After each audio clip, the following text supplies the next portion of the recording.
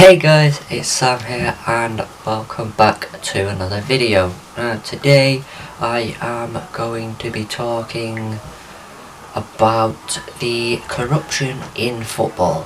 It's going to be part of the Let's Talk series and this is episode 2. So, like I said in this video, I'm going to be talking about corruption in football. Now, for me, it's clear as day that FIFA, UEFA, the Premier League, the FA, every governing body of football is corrupt to the max.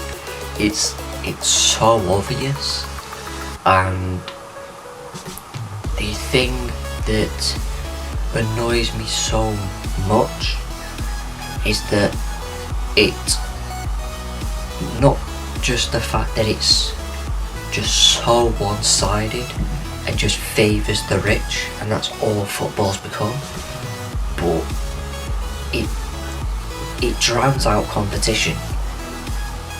You know, only a few years ago Leicester won the league.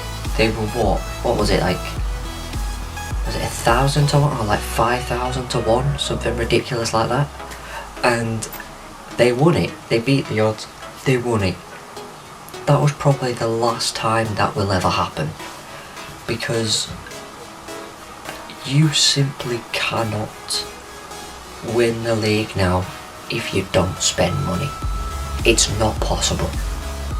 You will not win the Premier League unless you spend 100, 200 million. It's all if you already have a very good squad, but you've had to spend a lot to build that very good squad. Either way, you have to spend money, and that's all football's become. It's just money. The money laundering, corruption, it's all there. You know, FIFA, the former president Sepp Blatter was caught out for cheating. You know, he was caught. There was rumours going around that he'd accepted a bribe from Qatar to allow the World Cup to be held there. It then became true. You get rid of Sepp Blatter, you get a new FIFA president. That there, Qatar should have been scrapped of the World Cup. The draw should have been done again. But FIFA just let it continue. They just went, no, we'll still hold it in Qatar. Well, why? They cheated. Also, you can't hold the World Cup in the summer, which it usually is. You can't hold that in Qatar because the temperatures are 30 to 40 degrees Celsius. What? Like, they say they care about player welfare, yet they send it to Qatar where you can't physically play football in the summer. So they had to put it in the winter. They're playing it November, December, which is halfway through a season. So they will have had pre-season. They would play the first few months. There's some internationals in there, so they will have travelled, all that. They come back, they travel again. They play the rest of the part of that season. Then they go off to a World Cup. How is that player welfare? How is that fair on players? How is that fair on fans?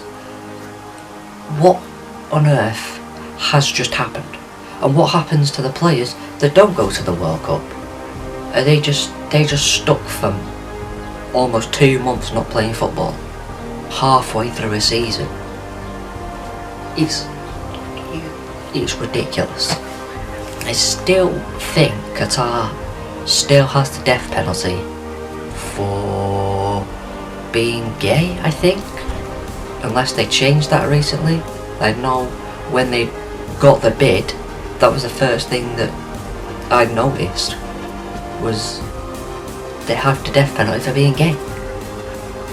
How can FIFA allow a player welfare to at a World Cup being held there when they're supposedly all for equality? Bollocks is what I say to that. Bollocks. And the same with UEFA. They're all about player welfare. They've made the Champions League longer. There's more games. How is that player welfare? At the Euros, what happened to Christian Eriksen was heartbreaking. Literally heartbreaking. It was horrible to watch. Horrible scenes. UEFA, according to, I think it was the Denmark captain, UEFA gave Denmark two options pretty much. Play, or the game gets suspended and you lose 3-0. A play, their teammate, their friend, someone they care about, almost died, and UEFA are just like, nah, the game's got to be played. How is that fair? Yes, we heard that the Danish players had FaceTimed Eriksen, and Eriksen had said, go out there and play it. Play it. UEFA should never have given that option. UEFA said, no, you're not in the right frame of mind to play. Go home. We will play this another time. But no, it's all about getting it done. Because all they care about is money. Why do you think they continually allowed the broadcasters to show what was going on? They didn't pan to the crowd. Yeah, they did a bit. But they kept going back to the scene. They even then panned to Christian Eriksen's wife, who is in complete distraught, not knowing if her husband and the father of her kids is alive or not. They show it constantly. They go back, they show it. Why do you think it is? Because it draws attention.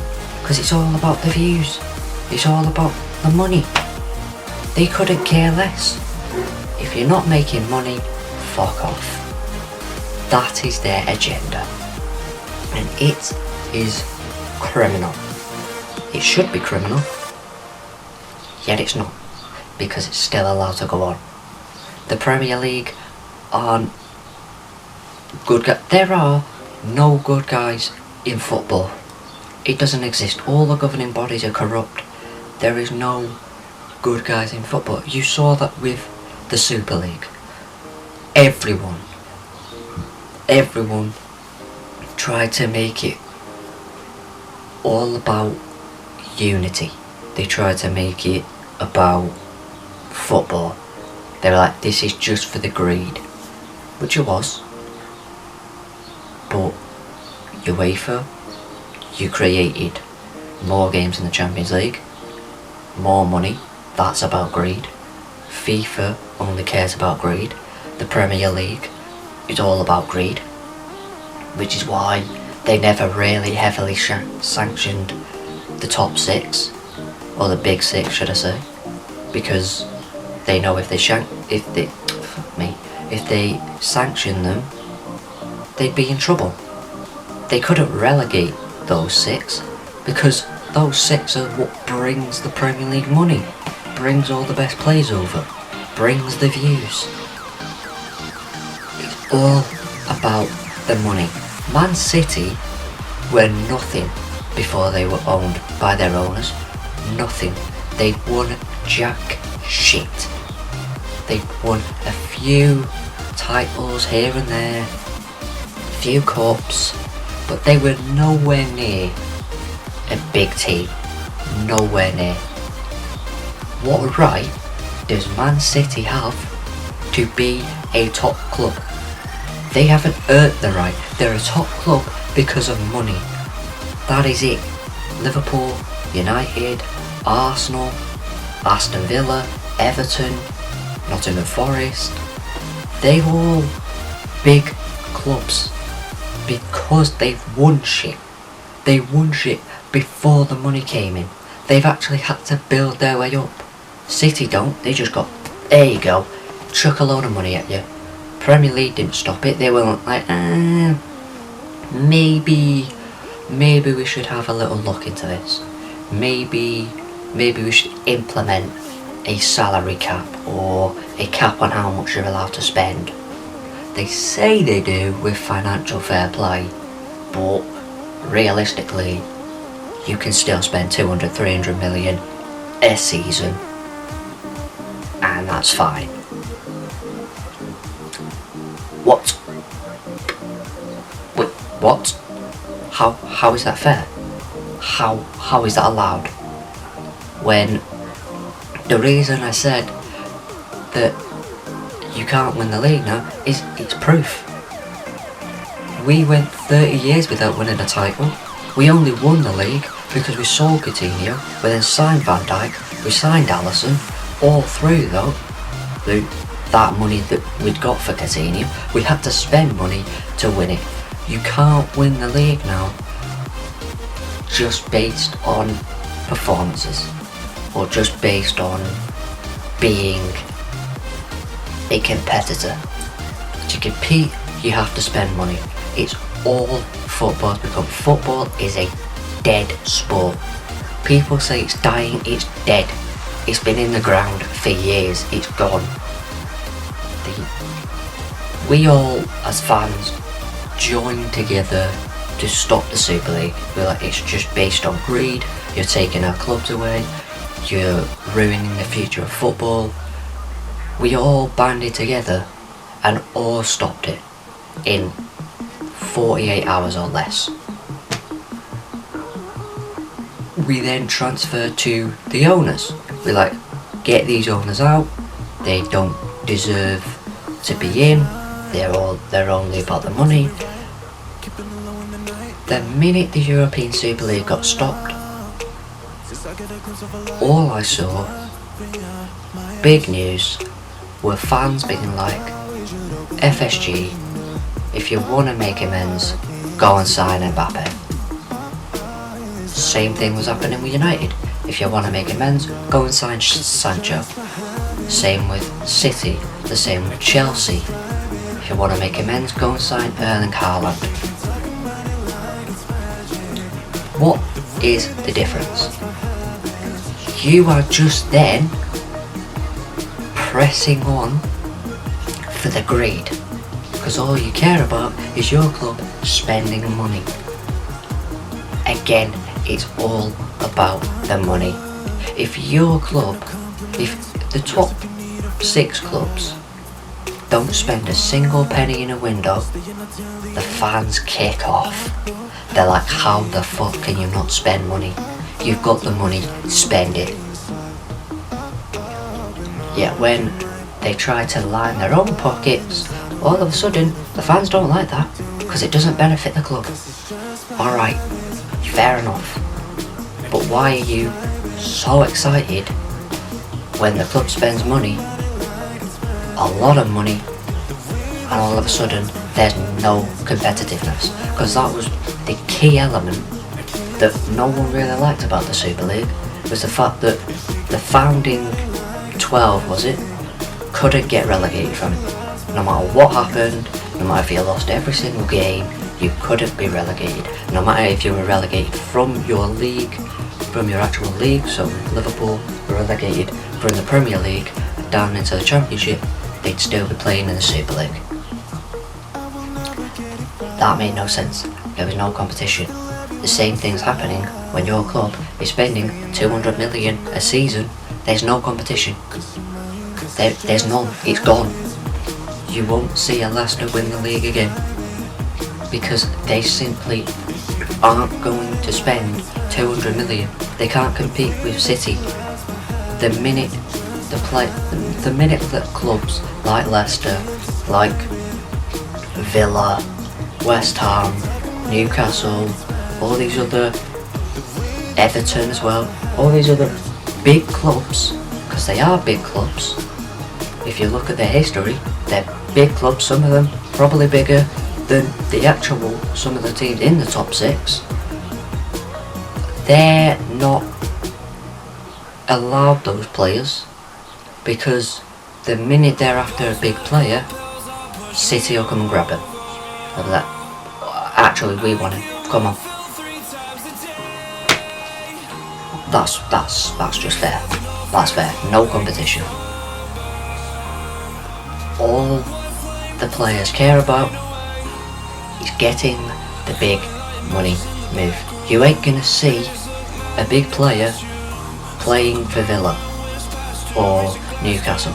Yes, Villa have Jack Grealish, but he has been there a long time. You're not going to see a big name player signing for these clubs, especially if a big club is interested in them, they'll go to them. One, more likely to win trophies. Why? Because they've got more money. It's gone. It's sad to see, because I love football. Football is the only sport I really show any interest in, and it's my whole interest. My whole interest is football, and to realise that it's dead is heartbreaking.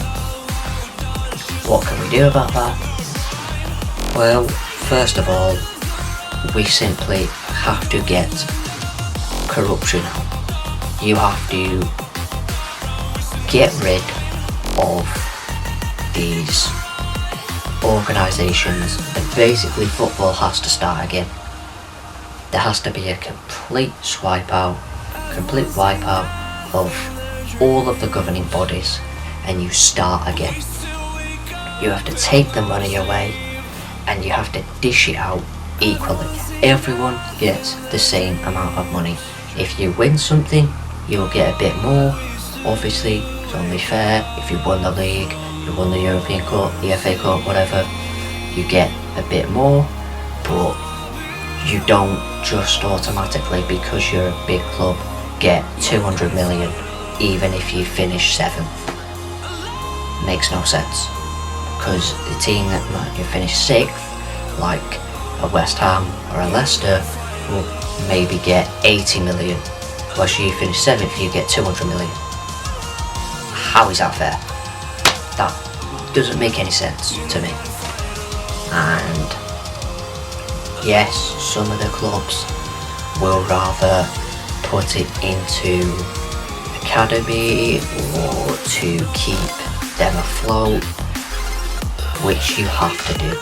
Money in football has to be dished out equally to all the leagues, and starting with, the grassroots, non-leagues, League 2, League 1, Championship, and then we might see football actually be competitive again.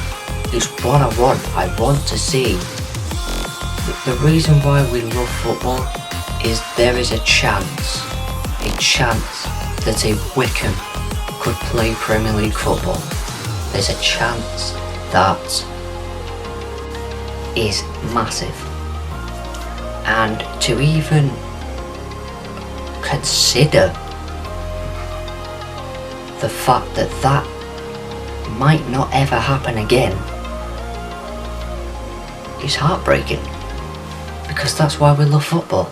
We love it because there's those chances, because that can happen.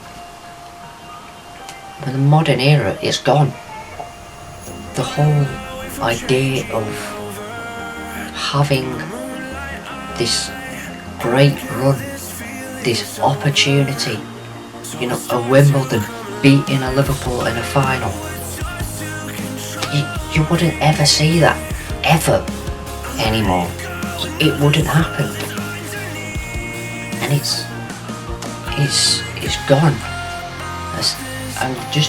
I sound like a record man, just going around. I'm repeating myself a lot, but it's the truth. It's gone. There is no competitiveness in this sport anymore, especially in the Premier League, because it just revolves around money. There has to be another league created.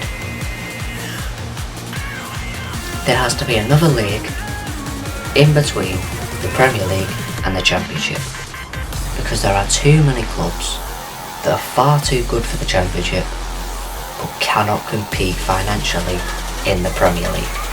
There has to be another level, there has to be another league where these clubs can battle it out, they get more money, they'll earn more money, so when they get into the Premier League they actually can compete financially with them and actually have a chance of staying up. Automatically you look at the teams that came up: Norwich, Brentford, and who was the other one? Norwich, Brentford, and who the fuck came second? Who was it? Why can't I remember? Norwich, Brentford, and I think it was another one that went down, wasn't it? Norwich and Bournemouth went down. Who went down with them? Who is the other club? This is really gonna bug me now. Who is it? Hold on. Oh, this really bugs me.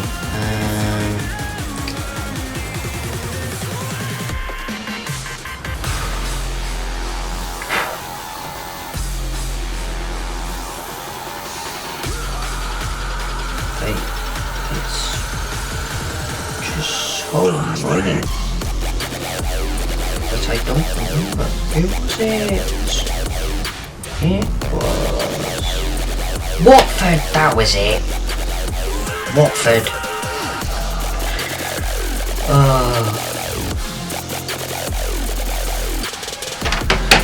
Yeah. So you look at Norwich, Watford and Brentford. Realistically, you'd bet those all three to go back down because they can't really compete. You'd look at the likes of Brighton, you look at Burnley, Newcastle, you look at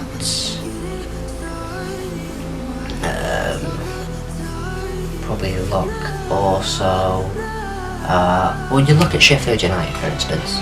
They almost had Europa League football. First season in the Premier League, they almost had Europa League football. They think finished something like 8th, something there, around there. They finished bottom. Last season, they finished bottom. They went from the top half finish to bottom. The very bottom. Why?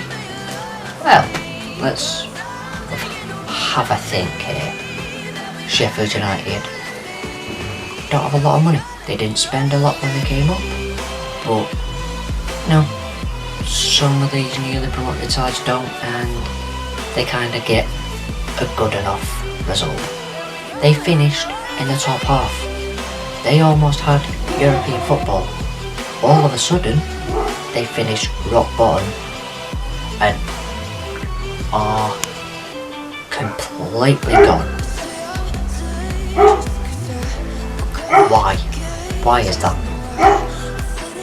Well, the manager was fine. The players were good. It was the fact that football, the Premier League, it just gets strong. It just gives all the money to the top teams. If you're not part of the top teams, no matter where you've finished, fuck you. You don't get any of that. No, you'll get the last part. We'll give all the money to the big six, then next to the bigger clubs in that, and then the smaller clubs, no matter where you finished in the league, will get the remaining part of the pot. How is that fair? Is that fair? No, it's not. But you get what you're given.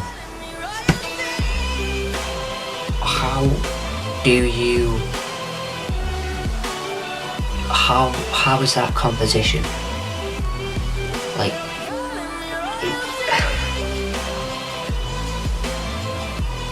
it's completely gone. And unfortunately, there is no route back. Unless you cut the head off the snake, you get rid of all the governing bodies, get rid of all the ownership, you start fresh, and everyone gets an equal playing field. Everyone is in the same boat. Anyone can get relegated, anyone can win the league, anyone can get Champions League, Europa League, anyone can win the FA Cup, the League Cup, whatever. Football needs a revamp. It needs a new direction, and it needs to happen soon before we lose the sport for good.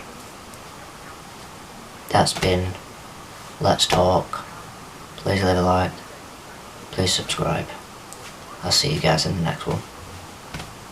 Peace. Hold on.